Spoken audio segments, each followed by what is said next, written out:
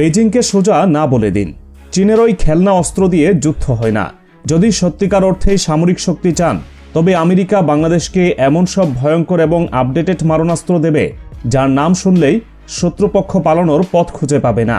Washington থেকে ঢাকার মসনদে থাকা প্রধানমন্ত্রী তারেক রহমানের কাছে বার্তাটি এসেছে ঠিক এভাবেই।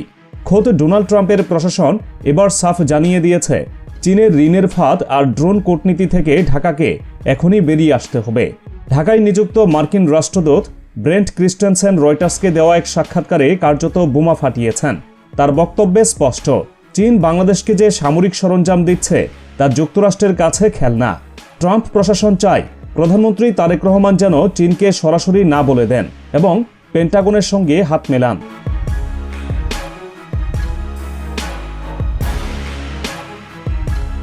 বাংলাদেশের প্রতিরক্ষা খাতে চীনের একচেটিয়া আধিপত্য নিয়ে হোয়াইট হাউসের ঘুম হারাম হয়েছে অনেক আগেই। ডক্টর ইউনূসের অন্তর্বর্তীকালীন সরকারের সময়ে চীনের সঙ্গে এমন কিছু প্রতিরক্ষা চুক্তি সই হয়েছিল যার রেশ এখনও কাটেনি। এর আওতায় ভারতের স্পর্শকাতর সীমান্ত সংলগ্ন এলাকায় বিশাল ড্রোন তৈরির কারখানা স্থাপনের ব্লুপ্রিন্ট তৈরি করেছে বেইজিং। বিষয়টি কেবল কারখানার মধ্যেই সীমাবদ্ধ নেই। আকাশসীমায় আধিপত্য বিস্তারের জন্য পাকিস্তান ও চীনের যৌথ প্রযুক্তিতে তৈরি JF-17 থান্ডার যুদ্ধবিমান কেনার বিষয়েও ইসলামাবাদের সঙ্গে ঢাকার আলোচনা অনেক দূর গড়িয়েছে। পেন্টাগন মনে করে এই প্রজেক্টগুলো বাস্তবায়িত হলে বাংলাদেশ কার্যত চীনের একটি সামরিক ঘাঁটিতে পরিণত হবে। আর এই কারণেই ডোনাল্ড ট্রাম্পের সরকার রেড লাইন টেনে দিয়েছে। তারা পরিষ্কার বার্তা পাঠিয়েছে, দক্ষিণ এশিয়ায় চীনের এই ক্রমবর্ধমান দাপট কোনোভাবেই মেনে নেবে না যুক্তরাষ্ট্র। তবে ট্রাম্প প্রশাসন এটাও জানে, বর্তমান বাংলাদেশকে কেবল ধমক দিয়ে বাগিয়ে আনা সম্ভব নয়। তাই কৌশলী চালে এবার লোভনীয় প্রস্তাবে ঝুলি খুলে দিয়েছে ওয়াশিংটন।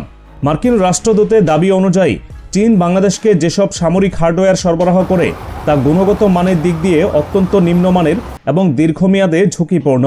এর পরিবর্তে বাংলাদেশের সামরিক সক্ষমতা বাড়াতে আমেরিকা তাদের ভান্ডারের সবচেয়ে লেটেস্ট এবং ধ্বংসাত্মক প্রযুক্তি দিতে চায়। যদিও ঠিক কোন কোন অস্ত্র দেওয়ার প্রস্তাব এসেছে তা এখনও গোপন রাখা হয়েছে। F-16 ফাইটার জেট কিংবা অ্যাপাচি অ্যাটাক হেলিকপ্টারের মতো গেম চেঞ্জার অস্ত্রগুলো এখন আলোচনা টেবিলে।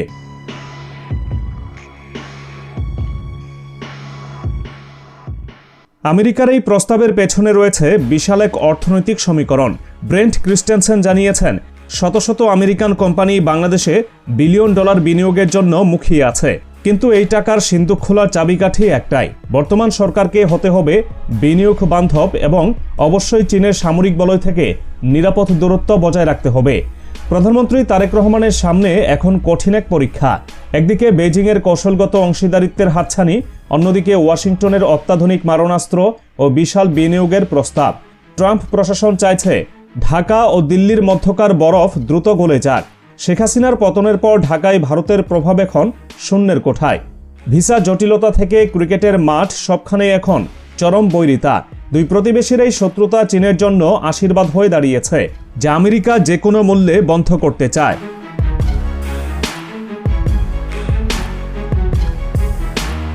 কিন্তু আমেরিকা যখন কথার ফুলঝুরি ছড়াচ্ছে, চীন তখন নিঃশব্দে কাজ করে যাচ্ছে।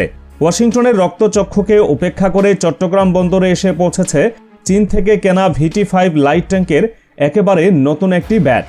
গেল 16 ফেব্রুয়ারি কড়া নিরাপত্তার মধ্য দিয়ে এই ট্যাঙ্কগুলো খালাস করা হয়েছে। ডক্টর ইউনূসের চীন সফরের সময় স্বাক্ষরিত চুক্তির মাত্র 1.5 বছরের মাথায় এই ডেলিভারি নিশ্চিত করেছে বেইজিং, যা সামরিক বাণিজ্যের ইতিহাসে অনেকটাই বিরল। সেনাবাহিনী 2019 সালে প্রথম 44টি VT-5 ট্যাঙ্ক ক্রয় করেছিল। মাঠ পর্যায়ে এর পারফরমেন্স দেখে 2024 সালের শেষ দিকে আরও 44টি ট্যাঙ্কের অর্ডার দেওয়া হয়। নতুন এই চালান যুক্ত হওয়ার ফলে বাংলাদেশ সেনাবাহিনীর বহরে এখন মোট 88টি VT-5 ট্যাঙ্ক যুক্ত হলো, যা দুটি পূর্ণাঙ্গ রেজিমেন্ট গঠনের জন্য যথেষ্ট।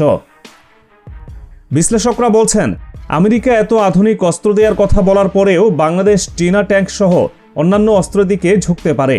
আর এর কারণ আছে বাংলাদেশের ভূপ্রকৃতির গভীরে। বাংলাদেশের মাটি মূলত পলি ও কাদা দিয়ে গঠিত, যা বিশ্বের অধিকাংশ ভারী ট্যাঙ্কের জন্য মরণ ফাঁদ। আলেকজান্ডার দ্য গ্রেটও এদেশের নদীমাতৃক রূপ দেখে পিছু হটতে বাধ্য হয়েছিলেন। ইতিহাসের পাতা ঘাটলে দেখা যায় ভিয়েতনাম যুদ্ধে আমেরিকার M16 রাইফেল সেখানকার কাদাযুক্ত ট্রপিক্যাল আবহাওয়ায় জ্যাম হয়ে যেত, অথচ সাধারণ অস্ত্রগুলো সেখানে ভালো পারফর্ম করত। ঠিক একইভাবে বাংলাদেশের নরম মাটিতে আমেরিকার ভারী আব্রামস ট্যাঙ্কের চেয়ে চীনের হালকা VT-5 অনেক বেশি কার্যকর।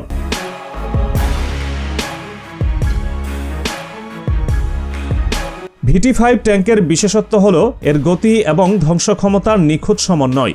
এটি ওজনে হালকা হওয়ায় কাদামাটি, সরু রাস্তা কিংবা হাওর অঞ্চলেও ঝড়ের গতিতে চলতে পারে।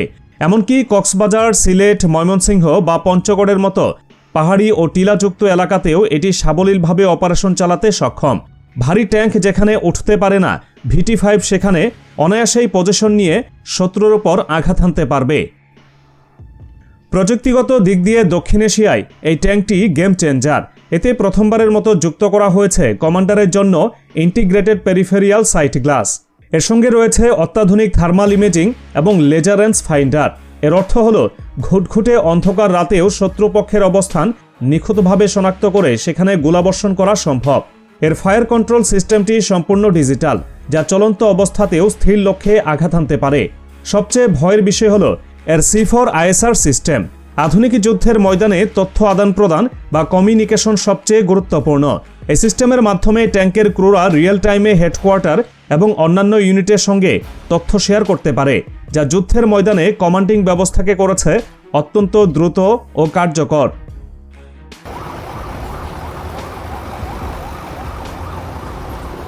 চীনের এই নতুন ডেলিভারি নিশ্চিতভাবেই ডোনাল্ড ট্রাম্পের প্রশাসনকে ক্ষুব্ধ করেছে। তারা জানে বাংলাদেশ যদি একবার পুরোপুরি চীনা প্রযুক্তির উপর নির্ভরশীল হয়ে পড়ে, তবে ভবিষ্যতে চাইলেও ঢাকা ওয়াশিংটনের সঙ্গে বড় কোনো সামরিক জোটে যেতে পারবে না। হার্ডওয়্যার এবং সফটওয়্যারের অমিল দেখা দেবে। তাই আমেরিকা চাইছে প্রধানমন্ত্রী তারেক রহমান যেন দ্রুত সিদ্ধান্ত নেন। তারা শুধু অস্ত্র নয়, প্রস্তুতির হাতবদল এবং সার্বভৌমত্বের নিশ্চয়তাও দিচ্ছে। বাংলাদেশের সামনে এখন দুটি পথ খোলা।